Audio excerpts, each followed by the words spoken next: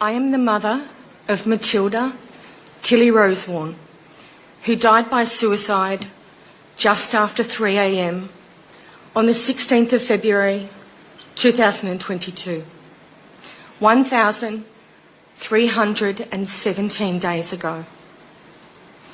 She was just 15 years old.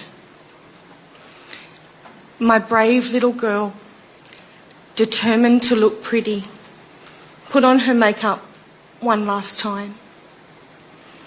She'd planned this moment out in detail. She'd done her research. She'd done it online and made sure everything would work this time. Exhausted and broken, she just couldn't fight anymore. She climbed on the top of the backyard treehouse. She slipped the noose around her neck and stepped off into whatever experience eventually awaits us all. That was the 12th time Tilly had attempted to take her life. And that was it. She left us. Our brave, shattered little girl. And social media played a direct role in her death. Snapchat, Instagram, Facebook, TikTok, they all played their deadly part. Of course, Tilly's pain was over, but for everyone who loved her, our daily pain never ends.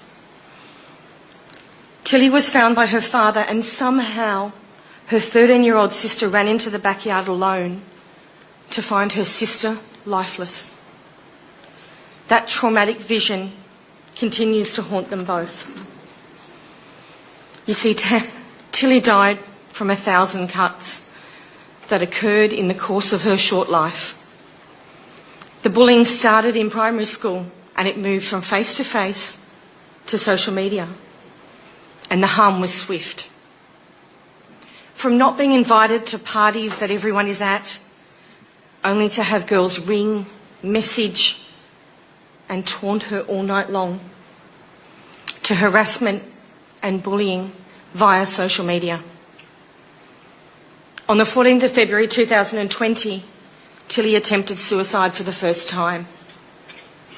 But for me, the pivotal moment happened on the 23rd of November 2020.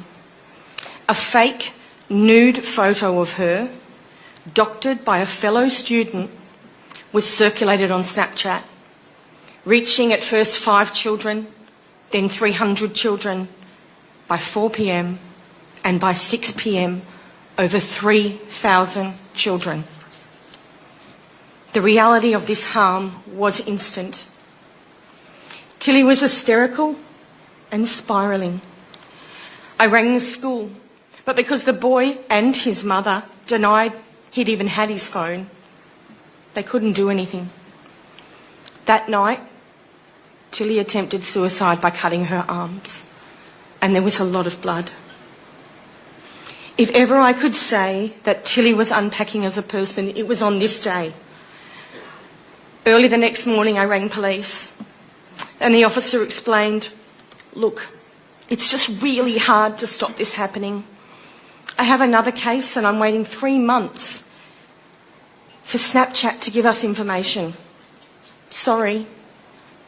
And that was it. In a small rural community, this event was catastrophic for Tilly. She wouldn't leave the house. She stopped school. She stopped dancing, drawing. She stopped engaging in life.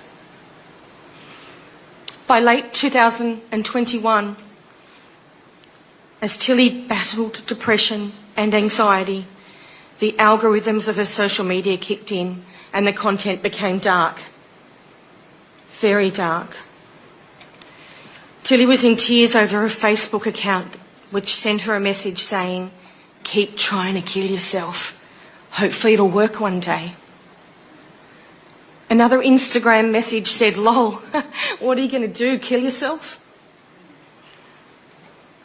Afterwards, Police confirmed her phone history was full of Snapchat, Instagram and TikTok videos and images related to suicide, death and mental illness.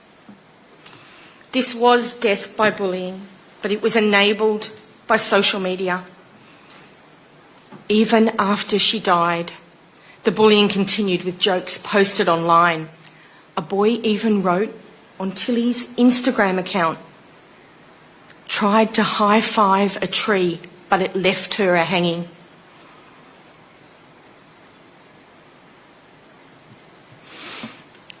In this age of social media technology, with all the positives of access to information and social engagement, social media has also unleashed real harm on its users.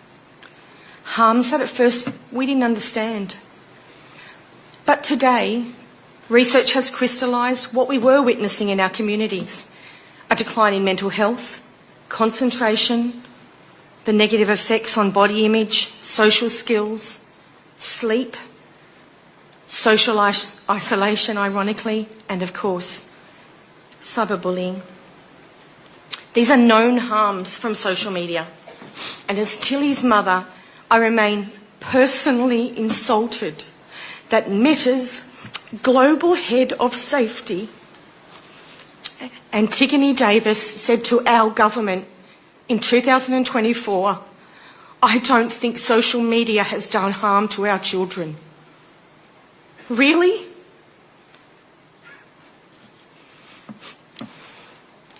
The invention of cars gave humans freedom and the ability to explore the world. Early models lacked safety features, but as cars evolved, we learnt the damage they could do, and safety measures were introduced. Windscreens, seatbelts, safety glass, airbags.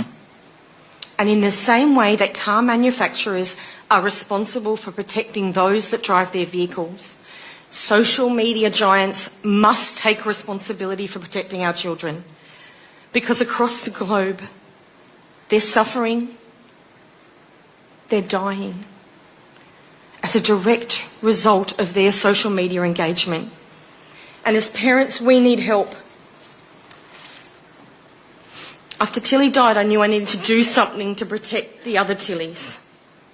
I was speaking to media and to politicians when I was asked to be part of the Let Them Be Kids campaign. And I'm proud to say that many of our team are here today. And so too are the representatives of 36 Months, organisations engendered in good. The Australian government heard the call from passionate advocates and has stood up and said no more. This is unacceptable. Australian children will no longer be monetised in this way. And we're the first country to do this.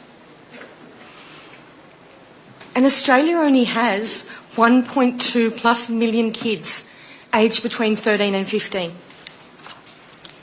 But what about the 226 million children of that age around the rest of the world? Don't they also need protecting? The only way to stop this harm is to hit these corporations in their hip pocket, because they've known about it and they've done nothing, much like the tobacco companies of old. I implore leaders and nations of our great world to act, but act now. Making it illegal for children to access social media under 16 will improve lives. It will save lives. It was once said that all it takes for evil to flourish is for good people to do nothing. So it's time to do something. For parents of the lost children, our lives are measured in days, weeks, and months from our loss, by birthdays, anniversaries, Christmases, and events that serve to remind us that life is moving on for everyone else, except us. We watch as other parents' children get licences. They graduate all the things that our babies won't achieve. And it's brutal. Since Tilly died, I've had the privilege of meeting so many parents like me, because there are so many Tillys in the community. There are Macs, Ollies, Livs, Charlottes, Siennas, Allums. These are real Australian children who have died by suicide, and social media was to blame. So now I ask you to hold my Tilly and all the lost children in your hearts and do what you can to change the narrative across our world. For Tilly's sake, because how many more Tillys must die? Thank you.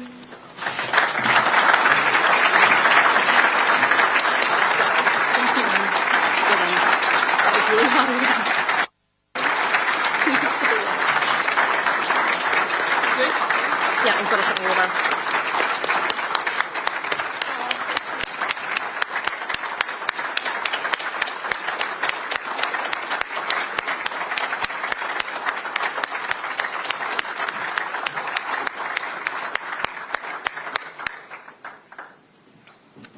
Thank you so much, Emma. Your work to honour the legacy of your Tilly and to protect all of our Tillys is both profound and compelling. Would you all please join me now in welcoming President Ursula von der Leyen to speak to us about the agenda of the European Union when it comes to online safety.